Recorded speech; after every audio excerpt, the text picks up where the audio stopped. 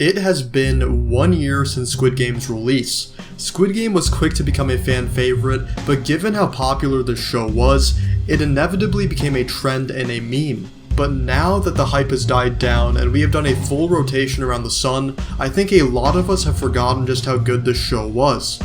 We were reminded of its brilliance during the Emmys, but let's take a moment to re-examine Squid Game without the hype, without the recency bias, and most importantly, with some hindsight. This is the Squid Game 1 year retrospective.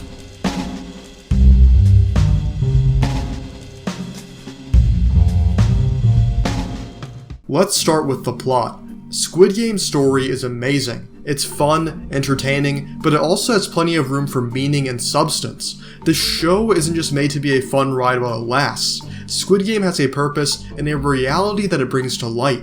The show keeps you thinking even after you watch it about its messages and themes. But besides this meaning, the plot and the events that happen are extremely gripping and tense. The story takes some turns that keep it from being predictable, and the pacing of each episode is perfect. Squid Game also has plenty of foreshadowing and flashbacks that help add a level of continuity to the series. Part of me wishes they never had so many flashbacks because I would love to rewatch the series then connect the dots on my own. But I understand the average viewer would never do this, so flashbacks are better for the general audience. The only issue with the story is that sometimes it left certain areas unexplained. The prime example of this would be the brother plot twist. And while we are on the brother plot twist, it feels like sometimes a plot twist was just added for the shock factor rather than actually adding something to the story. I know a lot of people thought the old man plot twist was unnecessary. Personally, I loved it, but when it comes to the brother plot twist, I did think that was kind of a WTF moment. They didn't really provide any clues or real foreshadowing that would lead to the policeman's brother being the frontman of the whole operation. I understand season 2 will probably expand on this a lot, but maybe it would have been better to keep the brother reveal for season 2 if they expand on it then. If they had the brother reveal in season 2, I think that would have also helped with not bunching the plot twists so close together. But I understand that this was the director's one season shot with Netflix, so he had to go all out so he could get renewed for a second season. The last issue that I will say is that sometimes Squid Game felt tropey. The prime example of this would be with how each death game was only finished within seconds of the time running out. But this is a pretty minuscule complaint and not something that should really be held against the show's story overall. The next thing I want to talk about in this retrospective would be the production quality of Squid Game. Squid Game is beautifully shot and it has amazing sets along with an extremely talented cast. Considering this is just a show and not a full-fledged feature film, it surprised me how good the acting was. Maybe it's because I don't speak Korean, but none of the performances ever seemed dull or too exaggerated for me. Now I know what you're all thinking. The American characters who later showed up did an awful job, but I think their lines were the real problem. And that makes sense considering those lines were probably written by someone whose mother tongue is not English. But the main characters have fantastic performances that make you feel all of the emotions that the character is trying to exude.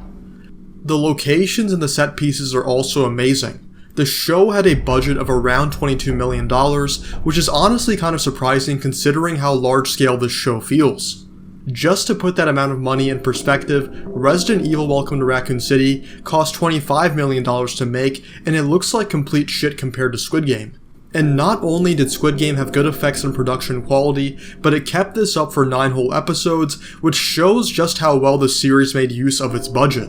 The show also had a great soundtrack that fits the children's game theme of Squid Game, but it's also catchy enough to make you want to binge the show. Squid Game made full use of its colorful locations and eccentric death games, and that really added a super unique feel that distinguished Squid Game. The production quality of the show overall is damn near perfect and no one can deny that. The next aspect of the show that I want to talk about is the ending, or more specifically the need for a second season. Now it's impossible for me to make a clear judgment on this because we haven't had a second season yet, but honestly I was kind of hoping for this show to be a mini-series. Obviously it's a show so you want to milk it for cash, but with how great Squid Game's first season was, I was kind of hoping that they would finish it off on the high note that they had. The ending of the show was perfect by showing that the guilt remains in Ji-hoon, and that the cycle of vicious capitalism continues. but instead of having a somewhat happy send-off for the main character, who finally gets to be with his daughter, we got kind of a abrupt setup for a second season. Now, I'll still watch the second season without a doubt. My only worry is how do you make this show any better? I don't know if there's much more to be said or done in this series. Everything for the most part, except for maybe the brother plot twist, feels pretty resolved. But I will reserve my judgment until a second season comes. The last thing I will mention is the perfect timing of Squid Game. Squid Game came out at the precise time for the series to really flourish and gain some notoriety. The first video on my channel actually goes over how Squid Game did so well in America, but just to summarize a few of the key points, this show had all of the pieces in place for it to take off. There was a pandemic going on, so people were inside for the most part, and watching a show helped to kill the time. Audiences were more open to subtitles, especially after movies like Parasite and various anime all became a part of pop culture.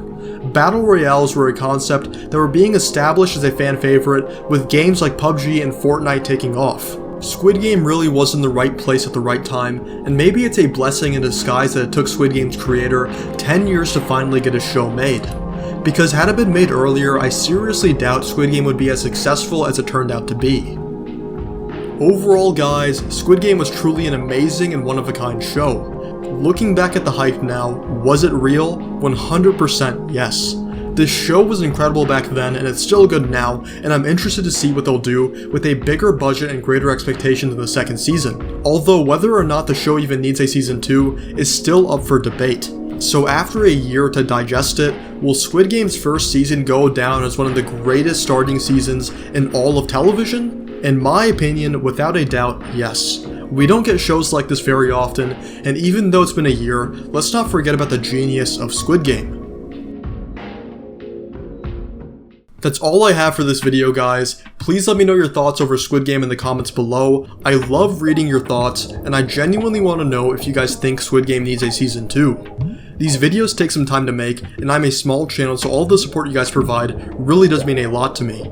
And as always, if you made it this far, thank you, I love you, and I genuinely hope that you have a great rest of your day.